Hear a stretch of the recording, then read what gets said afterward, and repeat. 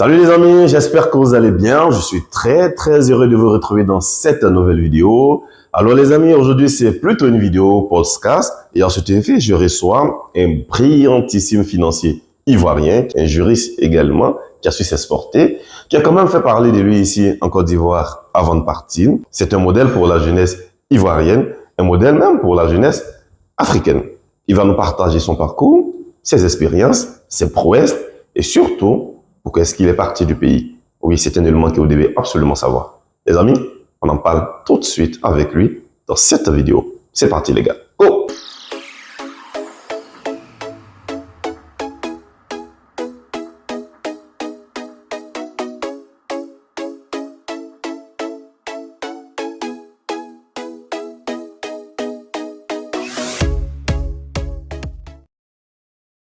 Salut à toi, bienvenue dans cette vidéo. Si c'est la première fois que tu me découvres, je suis Noël Kwasi, je suis investisseur. Et pour ceux qui savent, sur la chaîne, on parle de business, d'investissement, de développement, d'opportunités d'affaires. Et c'est ce qui nous réunit aussi aujourd'hui avec cette personne dont je vous ai parlé dans l'introduction. C'est un homme brillant, très brillant d'ailleurs, qui va nous partager son parcours, son expérience, un peu de tout, comme je vous l'ai exposé. Les amis, je suis avec Achille, qui de mieux pour parler de lui si ce n'est que lui-même. Alors, bienvenue à toi, Achille. Merci beaucoup. Je suis très content de te recevoir. C'était pas évident, mais on a quand même pu se voir. Finalement. Alors, Achille, dis-moi, parle-moi un peu de toi. Qui es Achille? Enfin, qui est Achille? Ok, écoute, déjà merci beaucoup chez Noël, déjà pour l'invitation que tu me fais d'être là. Alors, c'est une question directe, mais comme on dit, c'est toujours compliqué de parler de soi-même. Mais je fais tout doucement. Je suis donc Achille Agbé. Dans la vie active, je me définis simplement comme entrepreneur. Okay. Voilà. Pour ce qui est de mon profil en termes d'évolution ou de perspective de carrière, j'ai aligné en fait énormément de formations. Je pense que dans les questions qui vont suivre, je pourrais revenir avec beaucoup de détails sur mon parcours précis. Mais bon, voilà, je suis donc diplômé en droit des affaires, mais aussi en master, en MBA, en administration d'entreprise, en finance internationale, à INSEC Paris. Et après, dans tout mon processus d'évolution, j'ai multiplié effectivement, voilà, énormément de qualifications parce que je pense que la formation fait partie du processus entrepreneurial et quand tu veux être crédible, je pense qu'il faut allier les deux, tout simplement. C'est parfait. Bah écoute, c'est bien dit. Je pense que il y a rien de tel. C'est quand même une belle présentation pour moi, je pense. Alors, Achille, en fait, je dirais que il y a beaucoup de personnes qui te connaissent. La preuve en est quand on s'est déplacé, on a vu qu'il y a certaines personnes qui aiment, ah ben, c'est Achille, mais c'est Achille Agbé, ouais, je te connais quand. Donc, on va dire que tu es plus ou moins connu. Et je pense que ton parcours peut inspirer beaucoup de personnes. Et moi, je te demanderais, on va dire, de façon simple, ok, et quel est ton parcours? Que ce soit, je dirais, académique ou professionnel. Bien, déjà, faut savoir que moi, j'ai grandi, en fait, dans une famille où les valeurs sont très importantes. Tout à fait. Une famille, justement, où les parents étaient extrêmement présents dans l'éducation. Donc, on a été bercé au cœur, on va dire, de l'excellence comme valeur. Voilà, donc c'est comme ça en fait que j'apparais, en tout cas sur la scène. J'ai un parcours académique qui est extrêmement positif, brillant. Voilà, donc j'ai vraiment embrassé les études avec beaucoup d'empressement. Après mon primaire, mais j'intègre le secondaire au lycée garçon de Mégerville. Ok. Et là, j'ai un parcours extrêmement brillant. Donc, voilà, je majore complètement toutes mes classes. Ah ouais? Oui. Voilà, donc jusqu'en terminale, où je sors effectivement major de ma promotion. Voilà. Et voilà, donc du coup, j'ai quand même l'excellence pour valeur. Je pense que c'est beaucoup plus pour mon culture que toute autre chose. Pourquoi? Parce que justement, je considère que dans la vie, il y a effectivement des personnes qui sont emmenées en fait par la qualité du travail, de l'acharnement, à créer des changements, à apporter des innovations. Tout à fait. Et je pense que je me positionne un peu dans cette stature-là. Ça implique effectivement beaucoup de responsabilités, beaucoup de travail, de la ténacité. Voilà, donc c'est ça d'abord ma valeur et mes convictions personnelles. Après, j'accède à l'université et j'ai d'abord un profil scientifique, hein, D'accord, on a un bac scientifique. un bac scientifique. Et après, en fait, quand je rentre à l'université, je bifurque en fait en droit. Tu vois, Pourquoi cette branche? bah, je pense que, alors, il y a deux choses. Il y a aussi le coup du destin. Parce que moi, je pense que il y a des destins, il y a des chemins, il y a des parcours. Et personnellement, le destin a joué en fait dans mon orientation parce qu'à la base, j'avais souhaité faire en fait une école de commerce. Et après, je me retrouve finalement pas retenu dans mon choix pour beaucoup les raisons que j'ai pas évoquées ici. Et finalement, en fait, le droit arrive comme une option du dessin. C'était pas prévu. Et fort heureusement, j'excelle en fait justement en droit. Donc du coup, j'ai un parcours universitaire brillant. Et c'est à cette occasion que je crée en fait EUC, la fondation. Pendant que tu étais encore à l'université. Pendant que je suis à l'université. Ok, ça, de toute façon, hein, je pense qu'on va, on va en parler tout à l'heure parce que c'est intéressant. Ouais. Vas-y, tu peux mais du coup, j'étais loin de m'imaginer en fait que cette aventure anodine qui commence après le bac allait devenir 15 ans plus tard une institution de référence mondiale aujourd'hui. Voilà, donc je pense que avec beaucoup de modestie, on pourrait dire en fait que j'étais à la base étudiant entrepreneur. Tu vois, aujourd'hui on en parle avec beaucoup d'empressement. Ouais. Mais bon, il y avait quand même un peu ça. Donc après le droit, je me dis il faut aller encore beaucoup plus loin. Donc je fais un MBA en administration d'entreprise.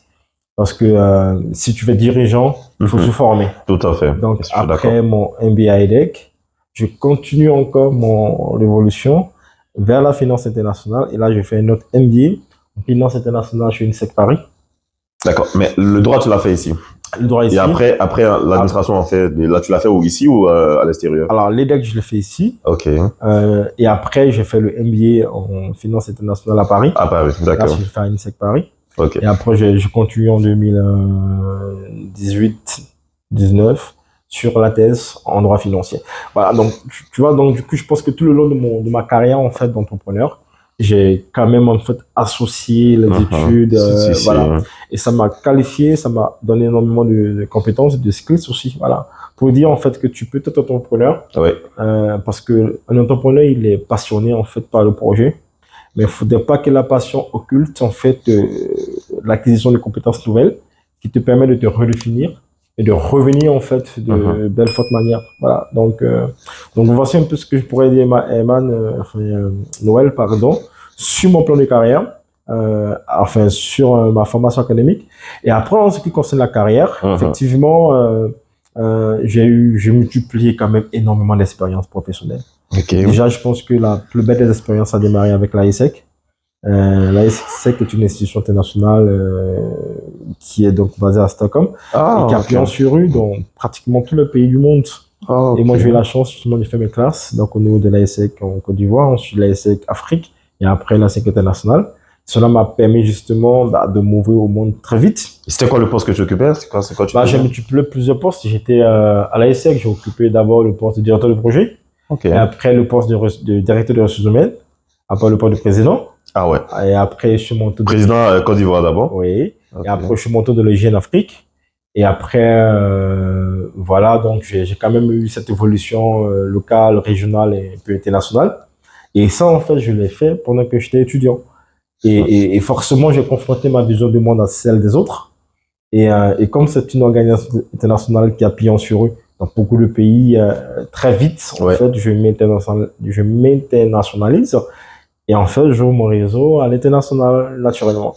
Donc, il y a aussi ça qui fait partie, je pense, de ma statut actuelle de ma carrière aujourd'hui.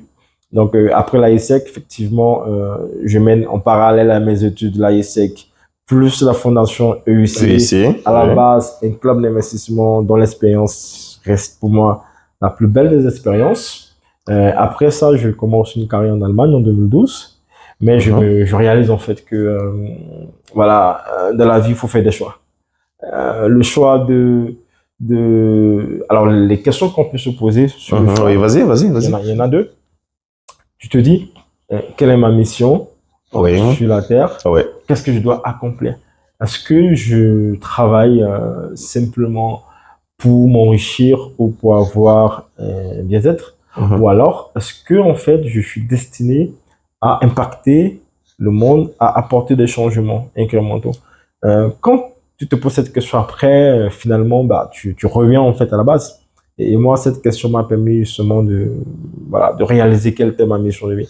Et je pense que très humblement, et on va revenir à ma passion qui est la Bien finance. sûr. Voilà, j'ai bien FUC en 2012. Et je me dis, tiens, écoute, tu as une expérience étudiante avec le EUC Club d'investissement, une expérience vraiment incroyable dans la finance, que je perçois aujourd'hui comme un instrument de socialisation. Ah ouais, Ouais, la donc, finance. la finance. Parce Ok. qu'en fait, ça fait partie justement des leviers en fait que je pense qu'il faut actionner quand voilà, pour tout être humain. Ouais. La finance, parce que je suis un être humain, j'ai des rôles, j'ai des devoirs, j'exerce des missions, Ouais, j'exerce des pouvoirs. tout à fait. Donc pour moi, un homme doit, pour son épanouissement personnel, pouvoir exercer plusieurs formes de pouvoir, notamment le pouvoir financier, le pouvoir économique, le pouvoir politique, le pouvoir culturel, le pouvoir religieux. Et c'est tout ça en fait qui t'épanouit, tu vois. Et quand tu es épanoui sur toutes ces dimensions, finalement, en fait, tu peux passer l'existence sans marquer le coup. C'est pour ça que je ramène le pouvoir, en fait, enfin la finance, pardon, à un instrument qui permet en fait à l'individu, voilà, de se stabiliser. Ouais. Et la finance, c'est aussi la participation. La richesse, pour moi, doit pas être réservée à une catégorie de personnes. Je suis d'accord. Voilà, donc du coup, je fais ce choix-là de revenir d'Allemagne en Côte d'Ivoire. Et là, tu reviens en 2012, c'est ça? Oui. En 2012, tu reviens en Côte d'Ivoire. Je reviens en Côte d'Ivoire. Et là, je me dis, tiens, mon expérience, elle a fonctionné. Donc là, je vais partager l'expérience, en fait, pour en faire un modèle, un global. Voilà. Donc, voilà. Donc, du coup, et l'aventure continue comme ça, on va dire, pour réussir. Donc, au-delà de l'organisation, tout de suite, je suis repéré aussi. Donc, j'ai énormément de propositions dessus. Et En Côte d'Ivoire aussi? à l'international aussi. Ok, d'accord. Ça, c'est après ton retour. Après mon retour en 2012, Ouais. donc je suis repéré, donc je commence à avoir des fonctions de board dans des institutions un peu à l'international, notamment en Afrique du Sud. Ah ouais. Voilà, aussi au Canada. Ok. Donc voilà, donc du coup, je commence une carrière d'administrateur, on va dire, et que j'allais en fait à ma fibre entrepreneuriale à partir de 2013. Donc tout ça en fait finalement t'enrichit. Et je développe aussi l'intelligence stratégique, donc sur pas mal de sujets. Et pendant qu'on fait grossir l'organisation, je pense qu'on va y revenir. En 2015-16, je pense, en 2016 pour être précis, voilà, je suis coopté au niveau du gouvernement ici en Côte d'Ivoire. Le gouvernement ivoirien. Ivoirien, comme conseiller technique du ministre du Commerce. Et à l'époque, c'était qui le ministre? Alors à l'époque, c'était le ministre Moutaye. Mais en fait, il faut savoir que j'ai été approché à cette occasion parce que je venais aussi de recevoir le prix Afrique de l'UNESCO. Ah oui. Et à cette occasion, du remise du prix, il y avait effectivement le gouvernement qui était représenté par deux ministres et pas mal de personnalités du monde de la finance. C'était une très belle soirée à l'UNESCO. Et voilà, mais après cette expérience aussi, bah, je monte encore en compétence et en grade dans des fonctions d'administrateur. Donc aujourd'hui, j'allie en fait un profil d'administrateur non exécutif pour pas mal de boards, mais aussi de dirigeants très affirmés sur EUC qui a aujourd'hui évolué de façon très importante. Et voilà, donc en résumé, je pense que il y a quand même la dimension entrepreneuriale. Et là, tu parlais de l'expérience. Moi, je pense que pour le jeune, ce que je pourrais dire, c'est que faut pas arrêter de se former. Aujourd'hui, on a besoin de personnes excellentes. On n'a pas besoin de personnes qui sont bonnes. Non, ça fonctionne plus. C'est-à-dire, en fait, que si tu es bien, ça va pas marcher. Il faut se surpaxer. On recherche des valeurs, des qualités, en fait, au-delà de la moyenne. Ouais. Alors, voilà. Et ça passe, en fait, par l'exercice. Et par la formation. Par la formation, par la ténacité. Ouais. C'est en forgeant qu'on devient forgeron. Tout à fait. Voilà. Donc, moi, je pense pas que tu peux être né sur une très belle étoile. Peut-être, mais c'est pas suffisant. Parce que il faut se battre et la réalité elle est là aujourd'hui. Et vous prenez des personnes qui ont majoré leur promotion depuis des années, si elles ne continuent pas à se battre dans l'excellence, elles seront derniers. Tout à fait. Et ça, en fait, en revenant à ce que tu dis, et pour moi, je vais avoir quand même ton point de vue sur les compétences. Enfin, sinon, on ne peut pas dire la compétence et le diplôme. Parce qu'en fait, c'est pas, moi, je pense que c'est pas pareil. D'accord? C'est pas pareil. Voilà. Tout à fait. Que penses-tu de ça, en fait? Bah, moi, personnellement, je pense que le diplôme est une présomption de connaissance. Oui. Voilà. La compétence, c'est le preuve sur le terrain. Ouais. Et moi, en général, j'ai forgé ma qualité par la pratique, par le terrain. Voilà. Parce que aussi longtemps que tu te lances pas dans le terrain, Ouais. t'as pas la compétence. Tout à fait. Voilà. Donc, tu peux avoir le diplôme, c'est pas ça qui te qualifie. Exactement. Moi, là-bas, j'ai pas eu le diplôme parce que je pense que j'ai initié, en fait, l'organisation quand j'ai eu le bac. Le bac, en soi, c'est pas un diplôme forcément qualifiant. Tout à fait. Normalement, Voilà. ce sont tes compétences qui t'ont permis de C'est pouvoir mes déjà, compétences dans un premier temps. et ma volonté aussi, je pense. Ah ouais, c'est ouais. bien Et sûr. les valeurs, en fait, voilà. Et c'est tout ça. Et une fois que tu te mets le long, et finalement, ça crée quelque chose de positif. Donc, voilà. Donc, du coup, j'encourage aussi les jeunes à aller vers l'expérience. Par exemple, en termes de recommandations, moi, je peux pas concevoir qu'un jeune qui a le bac aujourd'hui à l'université ne puisse pas militer au sein d'une organisation. Ça, c'est super important. Parce que lorsque vous militez au sein d'une organisation estudiantine, et avec bien sûr des rôles assumés dans le bureau, ça vous préqualifie en fait à un avenir professionnel très clair. Et voilà, et je pense qu'il y a un truc à faire là, à ce niveau-là. Donc, tu encouragerais beaucoup plus les jeunes, on va dire, enfin, les jeunes africains, en particulier peut-être les jeunes de Côte d'Ivoire, pour tous ceux qui sont étudiants, qui dans un premier temps, de militer en fait dans des organisations au sein de les universités. Absolument.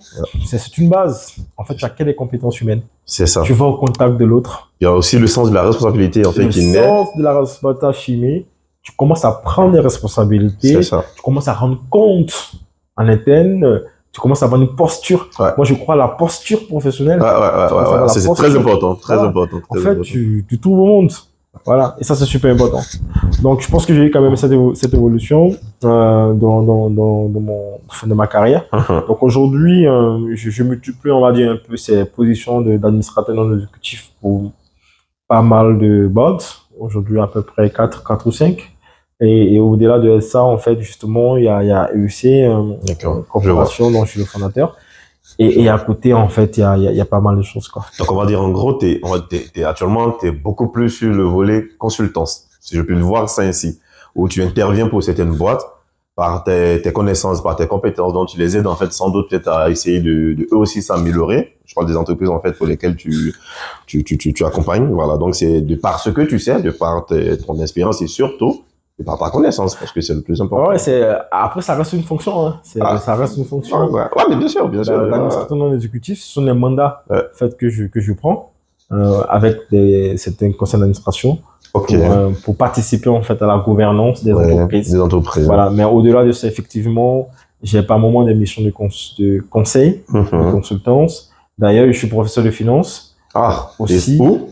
À Paris. C'est très bien. Là, je Paris. À Access Business School et aussi j'interviens au CNAM.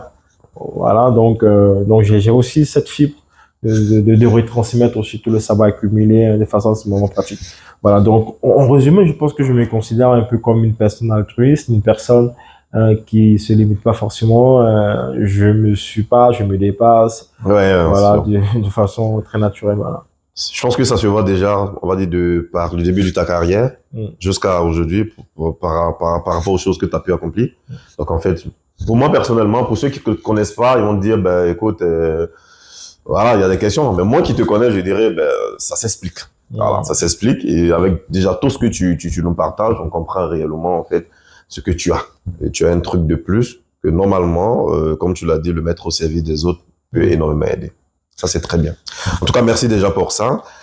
Alors, Achille, écoute, moi, je te suivais déjà depuis 2000, je dirais 15, 16, 17. Moi, après que je rentre en fait, dans le monde des finances, on te suivait. Et à un moment donné, écoute, tu disparais. Et il y a beaucoup de questions qui sont posées. On se disait, mais attends, le gars, il a eu beaucoup d'argent, il est parti. Et voilà, est-ce que il est malade? Franchement, parce que moi, j'avais plus tes nouvelles. Jusqu'à ce qu'en 2019, ah oui, je me souviens, en 2019, je crois, je regarde une vidéo où, en fait, je crois, il y a une chaîne aussi, bah, j'ai oublié le nom, qui a fait une interview avec toi, ok, une interview avec toi où tu as quand même, voilà. Là, je me suis dit, ah tiens, le gars, il est revenu encore. Mais après ça, silence radio. Je voulais savoir. Ça, peut-être que beaucoup de personnes se posent la question. Qu'est-ce qui s'est passé entre-temps? Parce qu'on a vu que tu faisais quand même fort au pays. Et à un moment donné, tu as disparu. Est-ce qu'on t'a chassé? Ou bien tu es parti du pays? Parce qu'on veut savoir, en fait. Ça, c'est un élément quand même qu'on veut quand même savoir. Qu'est-ce qui s'est passé réellement, Chine? Bah alors, très bien, il s'est passé beaucoup de choses entre-temps. Ouais. Alors, je reviens en fait, avant de répondre directement à la question, Vas-y. tantôt. Quand tu es entrepreneur, que tu es porteur d'une mission ou d'une vision, tu le fais pas pour toi en fait, tu le fais pour l'humanité. Exactement, pour les autres. Non, moi je pense que avec ce qu'on a développé en toutes ces années en fait, le problème il est profond au niveau de la finance, il est extrêmement profond et il fallait aussi quelque part transcender en fait les frontières. C'est vrai que entre la période 2008, parce que j'ai eu quand même des phases d'évolution qu'il faut quand même noter. Oui. Il y a une phase d'évolution de 2008 à 2012. Et là, j'étais vraiment dans le giron universitaire. Et là, on avait plein début, avec beaucoup d'ambition, beaucoup de rêves. Voilà. Et là, on avait complètement en fait explosé avec les amis. Et donc, sur la période 2012 et 2017, donc justement, justement cette période qu'on a commencé quand même à me voir, tout à fait, et visible avec les prix qu'on a commencé à enchaîner et tout. En fait, sur cette période, on est parti en fait sur une régionalisation de notre modèle économique. Ok. Alors, je dois parler de thérapie financière. Oui, tout à fait. Donc, on a commencé en fait à se répondre en Afrique. Entre-temps, dans pas mal de pays. En parlant de finances. On parle de finances, donc on a ouvert notre au Nigeria, au Ghana, un peu partout. Okay. Donc sur la période. Et puis après, comme tu as pu voir, pour moi, voilà, il s'est passé quelque chose. Ah. Voilà, qui a fait que voilà, je suis parti en fait de la Côte d'Ivoire, effectivement. Mais pourquoi t'es parti? Parce que nous c'est ce qu'on veut savoir. T'es parti pourquoi? On peut pas comprendre que quelqu'un quand même, parce que c'était quand même une valeur que tu apportais. De par ce que tu développais, tu t'es reconnu, en tout cas dans ton domaine. Et même, attends, on est d'accord que la BRVM, on va dire, tu as boosté quand même la BRVM, sur ton Abidjan. Et avoir un monument comme ça, et à un moment donné, le gars, il disparaît. Ça peut être dû à quoi? Ben, comme on dit, hein, nul ne profite ce soir. Tu me donnes l'occasion d'en parler, je vais... Bah ouais, non, t'écoutes, on veut savoir. Mais en fait, il s'est passé un truc très douloureux pour moi. Et après, j'ai compris aussi le message de mes bourreaux, pour ne pas dire mes détracteurs, tout simplement. Voilà. Et je pense qu'on a peut-être à un moment donné commencé à déranger un peu.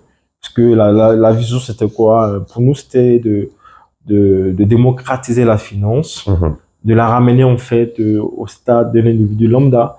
Parce que dans une économie organisée, en fait, qu'est-ce qui se passe? C'est parce que quand l'économie est performante, tous les acteurs, en fait, contribuent. Tout à fait. Voilà. Et l'individu, du point de vue économique, est un agent économique. Tu vois? En tant qu'agent économique, il doit produire la valeur. C'est ça. Et en économie, on dit l'épargne égale à l'investissement et à la richesse. C'est lié. C'est ça.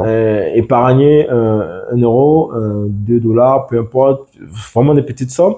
Et en fait, par les circuits de l'épargne, on arrive dans l'investissement, et par l'investissement, on crée la valeur. Crée la valeur. Et en fait, une fois que la valeur est créée, elle est redistribuée.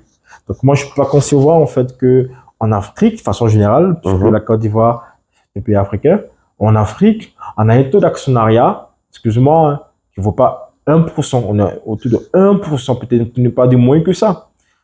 Voilà, vous avez 54 États, mais en fait, on a un taux d'actionnariat qui n'excède pas 1%. Explique-toi un peu. J'explique. C'est là le vrai problème en fait qu'on a aujourd'hui. Moi, je pense que pour développer un pays, une économie, en fait, il faut d'abord travailler sur le tissu profond de l'actionnariat. D'accord. Parce que l'actionnariat, c'est aussi la mobilisation des capitaux qui finance le développement économique. Oui. Vous voyez qu'aujourd'hui, les États africains sont endettés, mais en fait, la dette n'est pas intérieure, Elle est Elle est beaucoup extérieure. plus extérieure. C'est ça le problème, en fait. Quand la dette, elle est extérieure en interne, en fait, vous n'avez plus, en ce moment-là, toute la main libre, en fait, pour engager dans le type de transformation.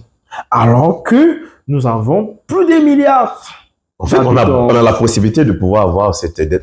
Oui, mais il y a la démographie. Vous avez 1 milliard pour, enfin, je sais pas, mais je pense qu'il doit avoir 1,2 milliard d'habitants en Afrique. Ouais.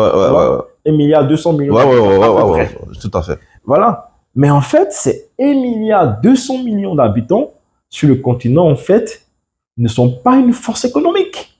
C'est ça le problème. Voilà.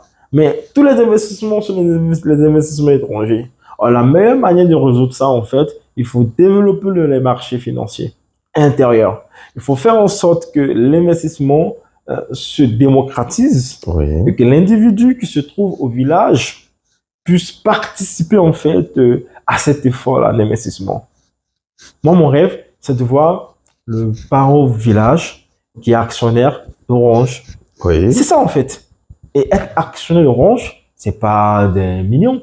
Non. Mais avec 10 euros, 20 euros, tu ouais, justement, maintenant, vu que l'action, je crois, on est autour de 9 000, 10 000. Voilà, mais là, j'idéalise, en fait. C'est-à-dire, en fait, qu'imagine-toi que toute la population participe à ça en interne. Ouais, c'est terminé. Dans 5 ans, 10 ans, les valeurs prennent la hauteur. Bien sûr, on a résolu le problème. Ouais, bien sûr. Et à chaque fois que l'État voudra développer, pour engager des projets d'infrastructure économique. Mais faire un appel interne. Exactement. Et le peuple est sensibilisé, le peuple va suivre. Et c'est un peu le travail que eux savent en Côte d'Ivoire. Aujourd'hui, on est fiers de l'avoir fait finalement dans 50 pays, tu vois. Donc, voilà. C'est ça, en fait, la bataille. Ok, d'accord. Mais ça, c'est un travail extrêmement compliqué. Donc, effectivement, je pense que j'ai dû partir de la Côte d'Ivoire parce qu'en fait, il y avait eu quand même cette belle croissance qu'on avait eue. Et puis, à un moment donné, tout s'est arrêté parce que j'ai été agressé, en fait, tu vois. J'ai été... le mot est le fort, mais c'est ça, en fait. Tu as été agressé? J'ai été agressé, j'ai été séquestré. Pour te contraindre à partir ou c'était quoi? Bah oui, pour me contraindre à partir parce que mes bourreaux qui sont venus, je me rappelle, c'était effectivement le 11 mai 2016. Ok. Voilà, c'est des souvenirs à ce moment douloureux. Et ce jour-là, pour entrer un peu dans les détails. Ah non, vas-y. C'est fou ça. Dis-nous, on veut savoir. Moi, je n'ai pas compris, mais après, quand j'ai beaucoup analysé, je me suis dit, tiens, peut-être il faut que tu partes parce que, c'est pas possible, quoi, tu vois. C'était justement en mai, le 11 mai 2016. Oui. Et nous, en Côte d'Ivoire, on a toujours des clubs qui fonctionnent aujourd'hui, mais on avait, à l'époque, je sais pas, peut-être 200. C'est des clubs d'investissement. Des clubs d'investissement. Ok. Voilà. Et on a un club Business Angels. Et ce jour-là, on avait un événement à la Chambre des commerces d'Abidjan. Et moi, je suis resté travailler avec les collaborateurs pour finir les différents supports de présentation. Et ce jour-là, effectivement, jusqu'à 22h, 23h, on n'avait pas fini, en fait, les supports. Et moi, j'ai dit aux gens, mais écoute, les gars, rentrez. Moi, j'ai bossé un peu le soir, c'est pas bien grave. Je vais dormir dans le bureau. Et puis, comme l'événement, c'est le lendemain, après-midi, j'ai tout le temps de me reposer et reparti. Et c'était, en fait, le mauvais jeu pour moi. Qu'est-ce qui s'est passé? Aux alentours de 1h du matin, 2h, j'étais endormi. Et là, je reçois la visite d'agresseurs. Attends, je te coupe pas. Ouais. Donc, si je comprends bien, là, tout ce que tu en parles, c'est comme là, tu fais le lien avec ton agression et sans doute ce qui a suivi après. Parce que c'est ça. C'est suite à ton agression que, on va dire, pour toi, tout a basculé. Ouais, et à un moment donné, tu as décidé, en fait, d'arrêter un certain nombre de choses. Oui, mais en fait, ce soir-là, j'aurais dû mourir et je pense que si je... Mourir? Bah oui, mais si je suis en vie, je pense que c'est vraiment Dieu qui m'a sauvé, tu vois. Donc ils étaient venus dans l'intention, en fait, de te faire... Achille, attends. Je rentre dans les détails, Attends. Ils sont venus dans l'intention de te faire mal, enfin, de t'écarter complètement, ou ils étaient venus dans l'intention de t'intimider, de te frayer et tout. C'était quoi? Comment est-ce que tu vois, en fait? Je sais pas, mais tu sais, quand tu frôles la mort, tu te poses pas ce genre de questions. Là, 2016 maintenant, il s'est passé peut-être, je sais pas moi, 8 ans. Oui, quasiment. Mais pour entrer un peu dans la faveur, Oui. à l'époque de ma croissance avec le groupe EUC et tous les autres à l'époque, et pour toute cette passion qu'on a quand même su insuffler, voilà, cette pugnacité-là, voilà, on était vraiment sur une très belle lancée ici. Et effectivement, pour revenir, enfin, je vais compter peut-être comment ça s'est passé. Oui, vas-y, Et après, dis-moi. voilà, dis-nous, voilà. Donc, en gros, ce jour-là, aux alentours de 1 heure, 2 heures, tout d'un coup, moi, j'étais après fatigué puisqu'on a bossé toute la journée. J'étais au bureau et là, j'avais un sommeil difficile. Et, euh, et là, tout d'un coup, j'entends un bruit. Des gens ont escaladé en fait la clôture des bureaux et là, ils sont entrés. Et quand j'ai entendu le bruit, en fait, je me suis dit, ah, peut-être c'est la fatigue, je stresse ou la peur, tu vois. Entre les mots, dormi, pas endormi, fatigué, et tout ça. Ah, c'était trop tard, ils ont pété la porte d'entrée, là, et le sol, il est m'abri. Ça a résonné, en fait, dans toute la pièce. On a à peu près 5 à 6 pièces, c'est quand même des bureaux qui sont grands. Et en fait, là, tout de suite, j'ai sursauté, là. Et quand je sursaute, je sors du bureau, je rentre dans la pièce principale, et là, je vois mes ravisseurs qui sont là, mais armés. Kalachnikov, j'ai jamais vu ça. Kalachnikov. Armé. Au nombre de combien? Au nombre de combien? 3 personnes. 3 personnes armées, là. Kalachnikov, je crois qu'il y avait une qui avait un arrache-clou, et une autre qui avait une espèce de couteau. Un peu, voilà. Et quand j'ai vu ça, tu vois, je suis apeuré. À l'instant T, j'avais envie de disparaître. Mais je ne pouvais pas. Je me suis dit, attends, je rêve ou quoi? C'est quoi ces trucs-là? Et là, je rêve pas, ils sont là. Effectivement, on se regarde. Et là, moi, je rentre à reculons au bureau. Je fais à double tour. Et malheureusement pour moi, en fait, il y avait un antivol. Oui. Donc, je pouvais pas. Tu peux pas prendre la tangente. Comment dit?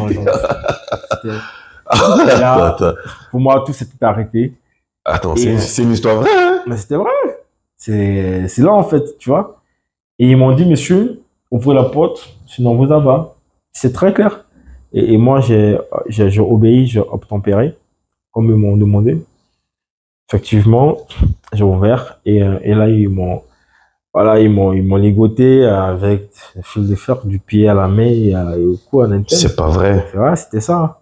Et après, quand ils ont fait ça, effectivement, voilà, ma descente aux enfers venait de démarrer. J'allais passer à peu près 2 heures avec ces gens-là. Et qu'est-ce qu'ils t'ont dit? Enfin, après tous. Alors, quand ils ont fait ça, ils t'ont dit voilà, quoi? ils m'ont demandé de l'argent. Oui. Ouais, l'argent, tu vois, et tout. Parce qu'à l'époque, effectivement, j'aimais rendre compte un peu de nos activités. On avait plusieurs clubs. Enfin, Okay. et aussi, c'est une plateforme. C'est comme une fédération. Oui, il y a un regroupement de plusieurs clubs d'investissement. Ouais. Donc, on a plusieurs clubs.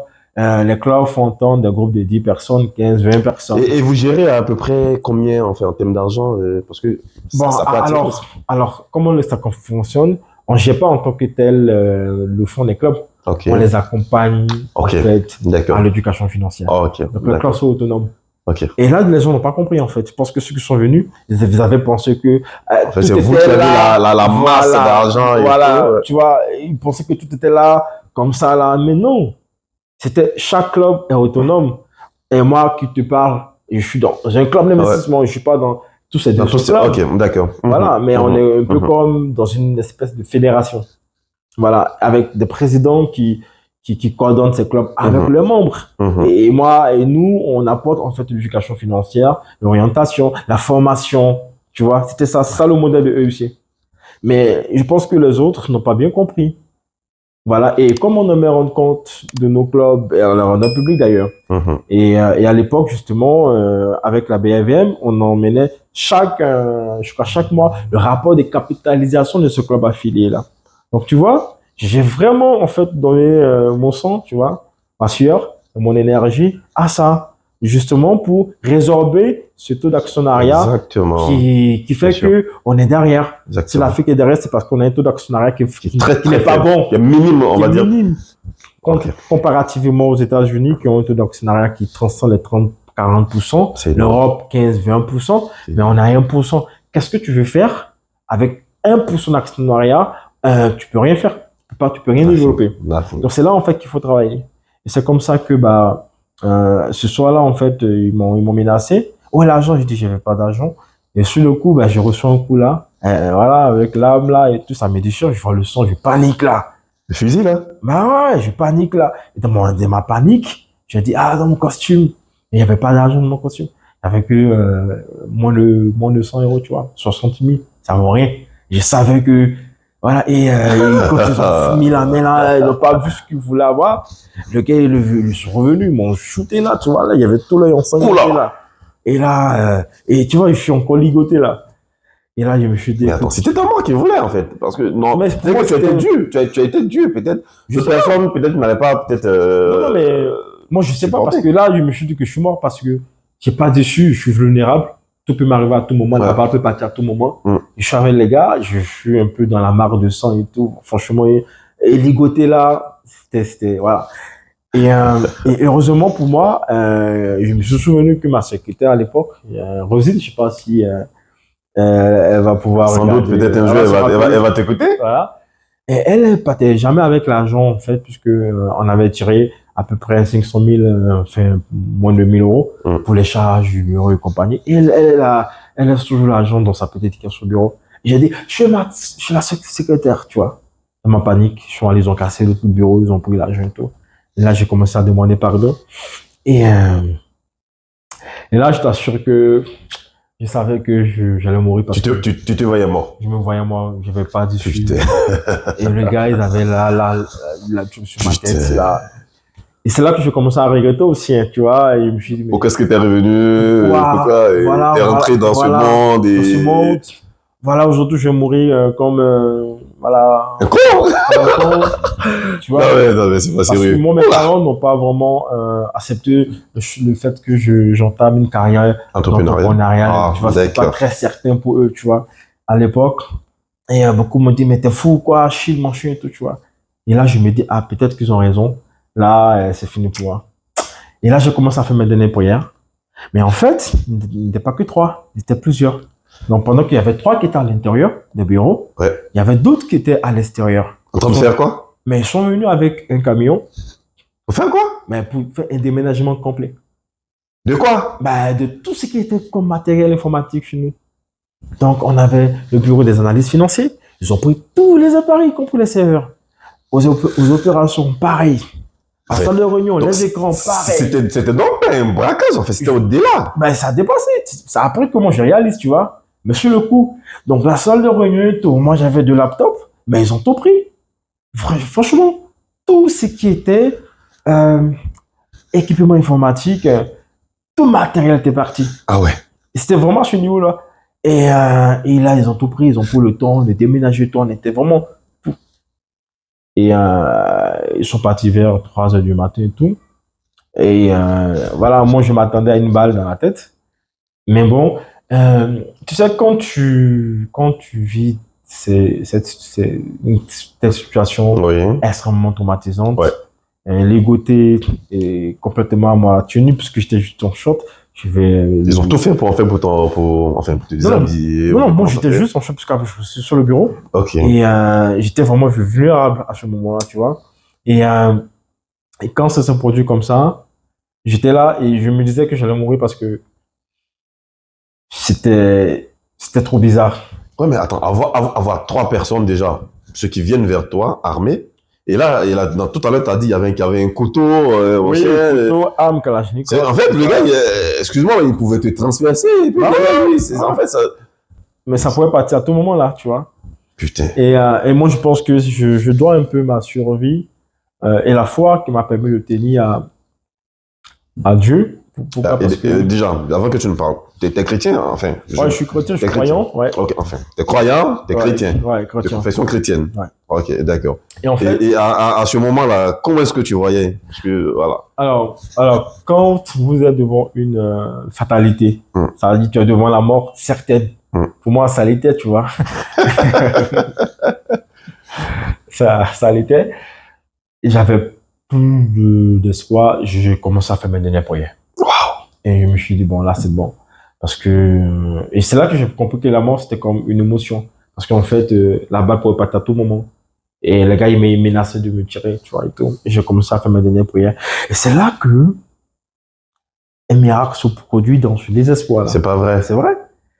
Et tu vois, c'est passé quelque chose parce que pendant que j'étais en train de faire mes dernières prières, Ouais. avec toute cette violence que j'ai subie, déjà le fait qu'on m'ait frappé là avec l'âme, Et là, t'avais plus de force, en fait, à ce plus de moment-là. force, et le fait aussi qu'on m'ait, ils m'ont chuté là, le pied dans l'œil, j'étais ensanglanté, et ils m'ont tellement serré que en fait la douleur la douleur en fait se déplaçait, tu vois. Là, au départ, quand tu m'avais ligoté, Ligoté, comme ça, là. Ouais. je pouvais sentir la blessure, les brûlures là sur mes bras et tout, c'était tellement serré.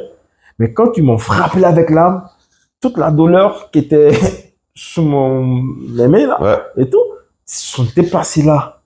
Et quand ils m'ont frappé là dans l'œil, la douleur est venue là. Tu vois, donc j'étais vraiment mal en point. Mais vraiment un traumatisme. Et là, je me disais, ah là, ça va, c'est bon. Je vais passer, quoi. Je pouvais rien faire. Putain. C'est là que, Waouh. que je faisais ma prière, mes dernières prières, et Dieu me ramène à une conversation. Parce que 2 semaines avant ça, j'ai un ami à moi qui m'avait appelé comme ça à 5 heures du matin, qui m'avait vu, qui avait fait, je sais pas, un songe, je sais pas quoi, là. En fait, il t'avait vu, en fait, dans ce Il m'avait songe. vu dans son songe. Dans cette situation. Dans cette situation. Et man m'appelle, il me dit, Achille, tu vas bien? Je dis, ça va. Il me dit, non, tu vas pas bien. Puis j'ai fait un truc. Il me dit, mais tes activités que tu fais à EEC Corporation, t'as pas des gens qui te détestent, tout ça, au bureau, je sais pas quoi. Je dis, non, Emma, c'est pas possible. Non, c'est pas possible. Et à l'époque, quand même, on était quand même au devant de la scène, et puis, c'était vraiment de l'engagement, du volontariat, de l'association opérationnelle. Et moi, avec toute ma fougue, j'ai dit, maintenant, il me dit, non, fais attention. Que je te vu. Ah, t'avais ligoté et tout ça, séquestré. Je t'assure qu'il te disait ça à l'époque, moi, j'ai rigolé, quoi. Il dit, mais t'es fou, toi. T'as fait un cauchemar et tu penses que c'est vrai. En fait, le gars, il a vu la scène. Il a et vu. il t'en a expliqué. Il m'a expliqué. Bien avant que tu aies le problème. Voilà, que j'ai le problème. Donc toi, en fait, tu as banalisé. Moi, j'ai banalisé, puis j'ai rigolé, tu vois. J'ai dit, mais t'as sûrement fait un cauchemar. Et là, pendant que tu es sur ton lieu de mort. De mort. Et pendant que je fais ma prière de mort, parce que tu vois, je savais que j'allais mourir. Et là, non. C'est comme si Dieu me ramène dans la conversation avec Eman. Ouais. Et du coup, je me refais le film de la conversation. Et là, j'entends Eman. Et du coup, j'avais demandé à Eman, puisque Eman était très sérieux. J'ai dit, Eman, t'es malin sérieux quand même. Mais est-ce qu'on m'a tué? Il dit non. Ah, effectivement, c'est ce nom-là qui m'a redonné espoir. J'ai su que, peu importe la longueur de cette nuit, rien n'allait t'arriver. Rien n'allait m'arriver, n'allait pas me tuer. Ah oui, ça c'est. Et ça, je me suis accroché à cette espérance-là. Je sais pas si tu peux réaliser. Hein. J'étais mal en point, mais je savais dans mon âme que là, t'allais survivre en fait. J'allais survivre. Wow. Et j'ai commencé à bénir le nom du Seigneur. J'ai commencé à prier, à lui dire merci. Et je savais. Et après, les gars revenaient me menacer et tout. Mais en fait, t'avais plus peur parce que t'avais l'assurance que t'allais vivre. Non, mais là, tu vois, c'est comme une résurrection. Ouais. Et là, moi qui me laissais mourir, je repris vie et tous mes organes ensemble en harmonie. Et là, j'ai dit, bon, je tenu le coup. Mais je jouais quand même le genre mal en point, au moins pas, tu vois. C'est là comme ça. Mais je savais que je n'allais plus mourir. Et après, aux alentours de 4 heures, bah, ils sont partis par là. Et c'est marrant parce que là, ils ont ouvert toutes les portes du bureau. Tu sais, le matin, il y a le vent frais de la rosée là. Et moi, j'ai commencé à avoir froid parce que j'étais torse nu. Ça rentrait dans mes poumons et compagnie. Et c'est là que vers 4 heures et quelques, les gens qui rentrent au bureau. Et c'est quel groupe encore? Je sais pas. Et moi, je me suis dit, ah tiens, ça c'est un autre groupe qui est venu, sûrement qu'ils vont maintenant porter les meubles, tu vois. Parce qu'ils avaient déjà tout pris, tout ce qui est comme électronique, tout ce qui est comme... Ah ouais, tout. Ensuite, ils faisaient des déménagements, je vais pouvoir voir, ils rentraient. Pendant que d'autres te menaçaient là-bas, il y a d'autres qui chargeaient tout. Qui chargeaient en interne. C'était planifié en fait. C'était planifié. Donc... Ils n'étaient pas venus parce qu'ils avaient besoin en tant que tel de ton matériel, mais c'était quelque chose qu'ils ont récupéré. Être là non plus. Ouais. Tu vois. Donc en fait, Vu qu'ils t'ont trouvé, ils ont fait ce qu'ils devaient faire. Mais sinon, c'est de vider complètement tout ton bureau et partir avec. Voilà. Et le lendemain, tu allais venir et tu allais dire, ouf, je me suis fait cambrioler. Ouais, voilà, c'était ça. Quelque chose comme ça. Et malheureusement, toi, ce jour-là, Malheureusement, j'étais là. tu subis en fait tout ça. J'ai subi tout ça là, en live, comme on dit. Ma question, Achille, parce que honnêtement, je ne sais pas comment est-ce que tu as fait pour passer ce cap-là. Mais est-ce qu'après tout ça, parce que je suis sûr qu'après toi-même, tu as fait tu as posé des actions, je dirais des plaintes, mais après toi-même ton analyse, est-ce que tu as compris qu'il y avait quelqu'un derrière, il y avait des gens derrière qui ont fait ça? Bon, oui, forcément, parce que... Est-ce que tu es arrivé à les identifier? Je sais pas. Après, j'ai porté plainte. Ouais. La police, c'est tout en interne, j'ai porté plainte et tout ça. Et après, j'ai analysé, tu vois. J'ai analysé. Faut savoir partir. Donc, si je comprends bien, c'est ça qui t'a poussé réellement à partir. Oui, oui, parce que je me suis dit que en tant qu'Ivoirien, je n'y vois rien, déterminé, motivé, et voilà, moi je suis une valeur sûre pour la Côte d'Ivoire, ouais. Au regard de mon parcours, et de tous mes professeurs, de tous ceux qui m'ont encadré, et du modèle ouais. que j'ai été, je suis, pour ma génération, pour tous les risques que j'ai pris et j'ai assumé. Je te rappelle aussi que j'ai été prix d'excellence du président de la République en 2014. Ah, mais c'est parfait. Voilà. Ah ouais, c'est encore félicitations. J'ai multiplié des prix, mais de façon incroyable. Meilleur entrepreneur Afrique de l'UNESCO. Je crois que tu as fait partie une fois, tu as fait l'affiche aussi du magazine Forbes. Forbes aussi. Ouais. J'ai coupé la 3e place du classement. Ouais, ouais. Ça s'arrête pas. J'ai eu des prix un peu partout. Aux États-Unis, en Chine, vraiment un peu partout. Parce qu'on porte, en fait, une belle innovation. Mais quand j'en arrive à la conclusion, voilà, avec beaucoup de réflexions, que ceux qui sont venus, en fait, en gros, c'était vraiment pour nous, voilà, pour casser complètement. Casser. Et ils ont pris tout le matériel. Sûrement que, je sais pas, ils se sont dit, il y avait des trucs à voir dans les ordinateurs, le serveur. J'ai compris que c'était en fait un espionnage économique, une agression économique. Et je me suis dit, tiens, t'es peut-être pas le bienvenu en Côte d'Ivoire, il fallait partir. Parce que c'est comme ça, en fait, que je décide de partir. Et comme on dit, nul n'est prophète chez soi. Donc, je suis parti, tout simplement, en me disant, voilà, pouvoir servir ailleurs, de façon physique. Et c'est comme ça qu'en fait, on s'installe en France. Et après, bon, voilà, au-delà de l'Afrique, puisqu'on avait quand même commencé à nous étendre les pays africains à l'époque, entre 2012 jusqu'à mon départ. Et après, au niveau de la France, ben voilà, toute l'Europe, je dis, on a embarqué l'Europe, aussi les États-Unis, le Canada, aussi l'Asie. Pourquoi? Parce qu'en fait, ce sont des réalités qui sont vraies. Parce que moi, je pense qu'il faut ramener la finance à un niveau où ça va pas forcément rester dans les carcans select. En fait, il faut le démystifier. Non, faut démocratiser. Exactement, c'est le mot. Il faut démocratiser, exactement. Parce que c'est resté longtemps dans une bulle où on a l'impression que c'est un groupe qui contrôle. On a l'impression que c'est un précaré. Ouais. Or, c'est pas si vrai que ça. En fait, la finance, tout le monde peut le faire. Exactement. Voilà, exactement. avec 1 euro, 2 euros, tu peux en fait. Ouais, voilà. Il faut vraiment la discipline financière derrière. Voilà. Donc, je me suis dit, tiens, tu vas ailleurs faire ça. Aujourd'hui, voilà, ça nous a réussi, on a vraiment réussi à s'étendre. Voilà, donc c'est comme ça que tu vois, je parle de la Côte d'Ivoire, malgré moi-même. Mais bon, on ferme pas totalement non plus parce que on a quand même des opérations aussi. Mais on est moins communicant, on est moins disons. Donc en gros, tu gardes toujours le lien avec ton pays. Je garde le lien avec le pays, sans m'afficher personnellement. Exactement. Donc tu t'impliques de moins en moins dans beaucoup de choses, mais quand même personnel, voilà. En Côte d'Ivoire, on a des bureaux, on a des collaborateurs, on a tout le staff, mais on ne communique plus tout simplement. Parce qu'en fait, pas en tout cas dans les réseaux, voilà. Mais on est là, on fait avancer quand même le sujet. Parce que je pense que pour moi, c'est une mission. Exactement. Je fais pas ça pour gagner de l'argent, mais exactement. Voilà, c'est une organisation derrière un but non lucratif. Exactement. Voilà, au contraire, moi, j'ai investi de mon temps et de mon argent à ça parce que je crois que une mission pareille mérite d'être soutenu, tout simplement. Voilà, donc j'ai pas un mandat de quelqu'un, tu vois, pour le faire. Je le fais parce que je t'ai compris que c'était ta mission. C'est ma mission, donc si je l'ai fait quand j'étais étudiant, C'est pas quand... c'est pas aujourd'hui, j'ai pas voilà, continué que de tu le faire. Voilà. Ça, c'est bien dit. Voilà. Ça, c'est bien dit. Encore une fois, merci encore à toi, Achille. Et comme on dit chez nous en bon ivoirien, il y a court. Merci. Ce qui s'est passé.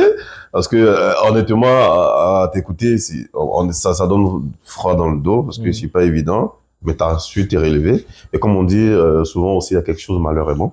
D'accord?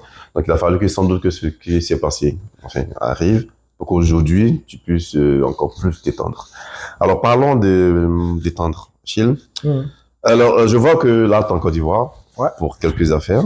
Et récemment même, t'as rencontré les autorités. Ça, c'est déjà intéressant.